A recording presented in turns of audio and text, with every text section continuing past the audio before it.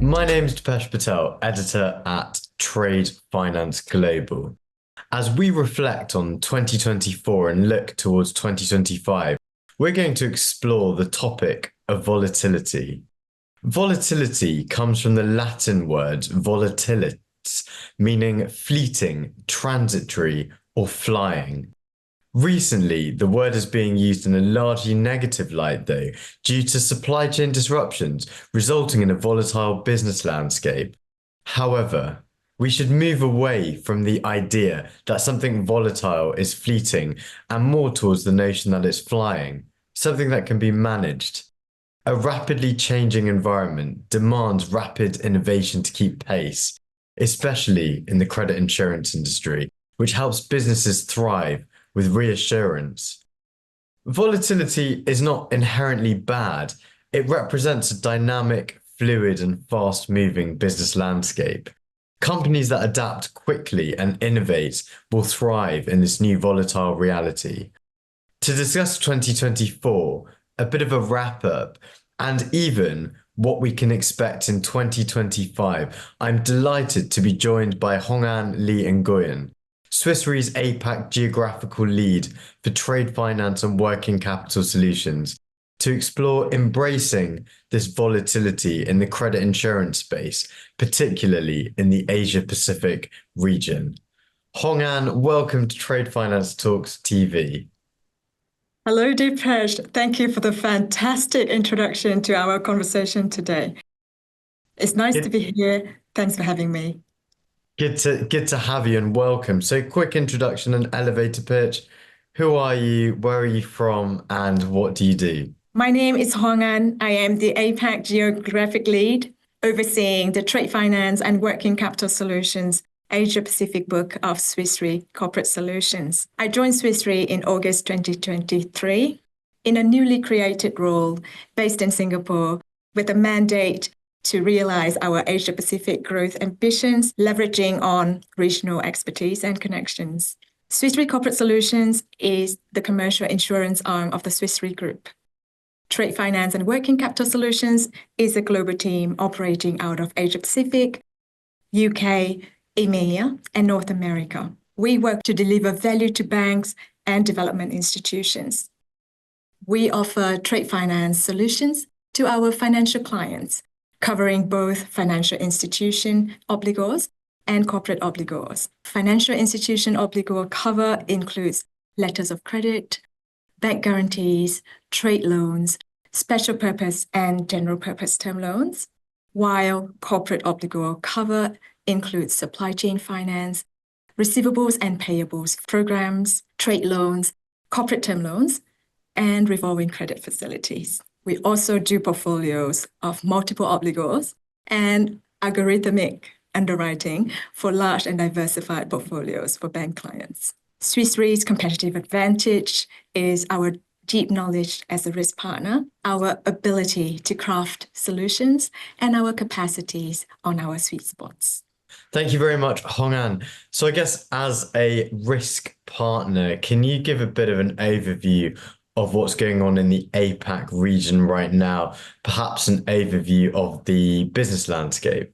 Sure. 2024 has been a year of volatility from multiple directions: commercial and geopolitical, regulatory, and technological. APAC has been grappling with decreased trade flows and increased competition, ongoing geopolitical tensions and conflicts, uncertainties from various regulatory changes, especially the Basel IV expected implications, as well as continued supply chain disruptions and requirements for digital transformation. We expect volatility to continue into 2025, especially with the upcoming US trade policies, especially whether and to what extent tariffs will be introduced. Despite these challenges, APAC remains the powerhouse in the global trade finance landscape, supported by strong growth fundamentals. The primary driver for export growth will be the expansion in operations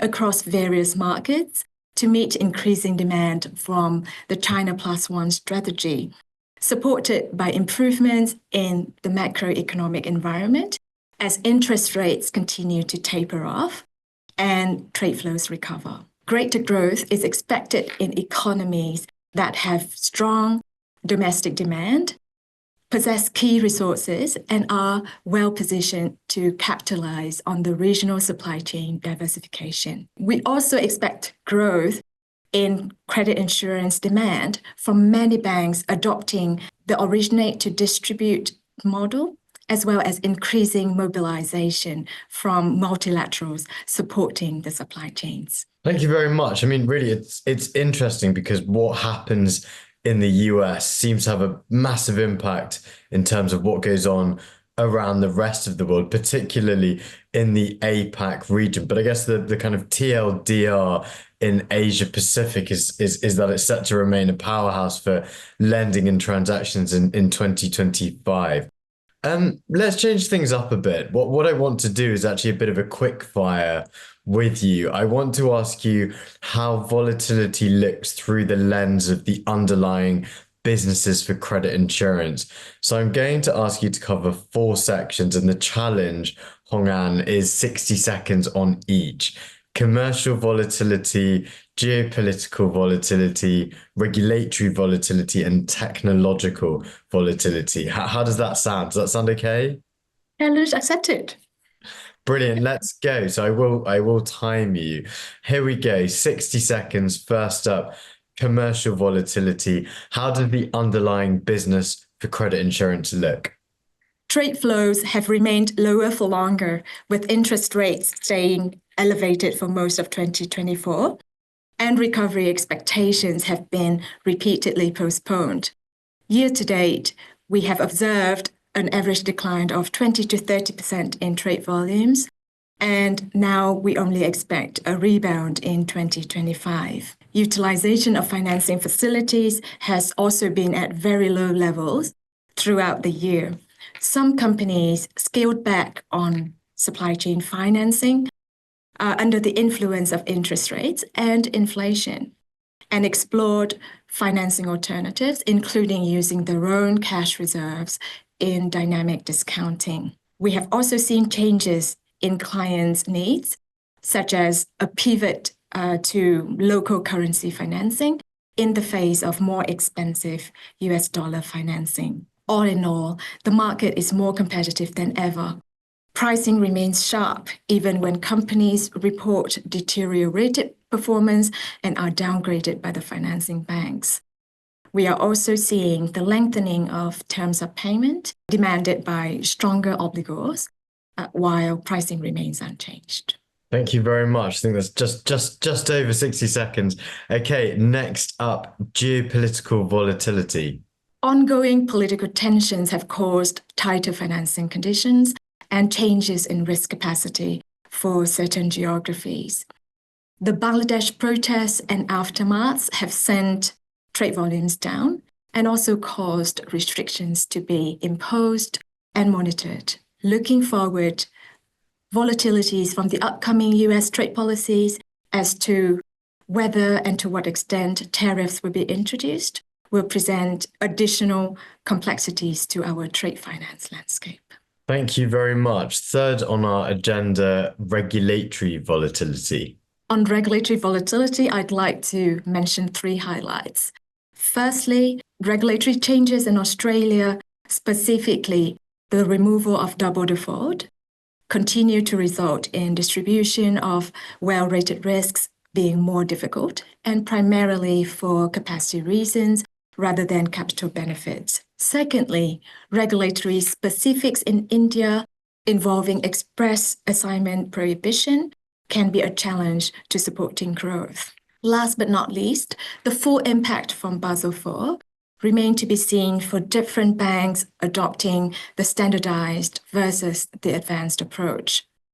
That said, we are convinced that the insurance industry will continue to be a safe and diversifying risk partner.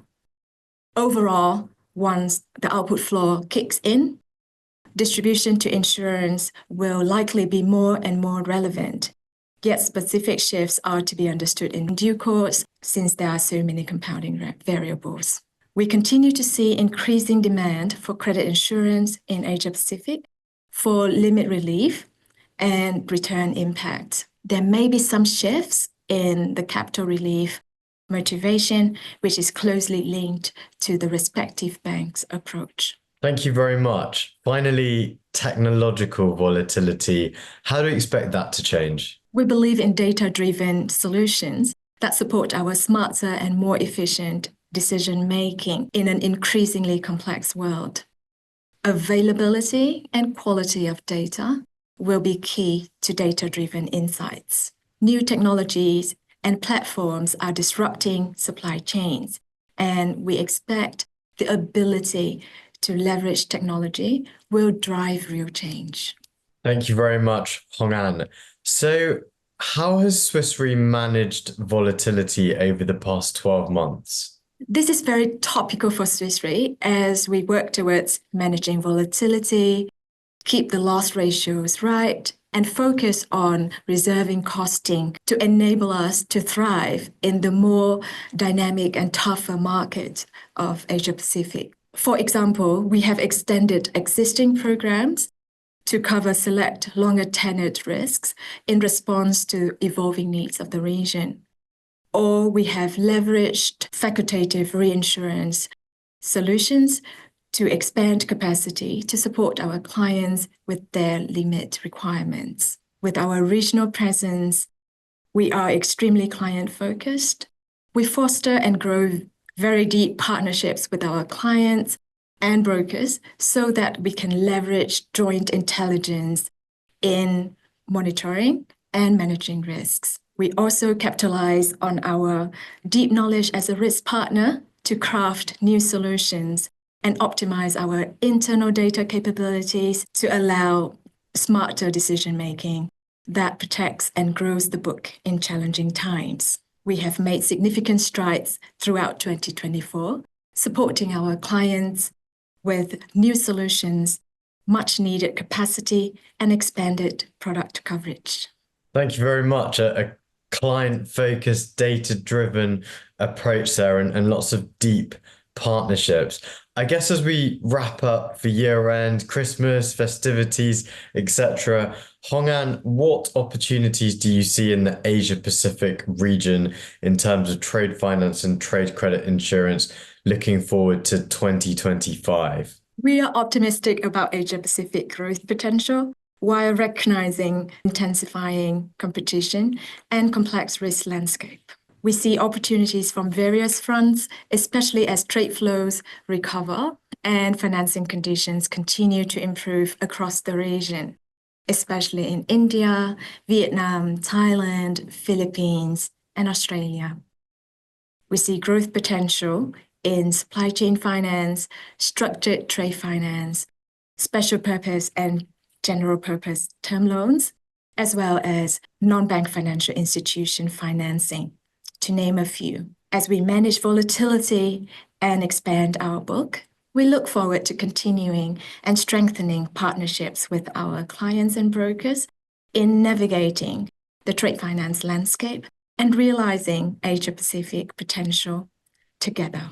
Hong An, thank you very much. I guess to summarize, cautious optimism for 2025 and also opportunities for expansion within the Asia-Pacific book at Swiss Re Corporate Solutions. Thank you very much for joining us. We'll see you in 2025. Thank you very much, Dipesh. See you in the new year.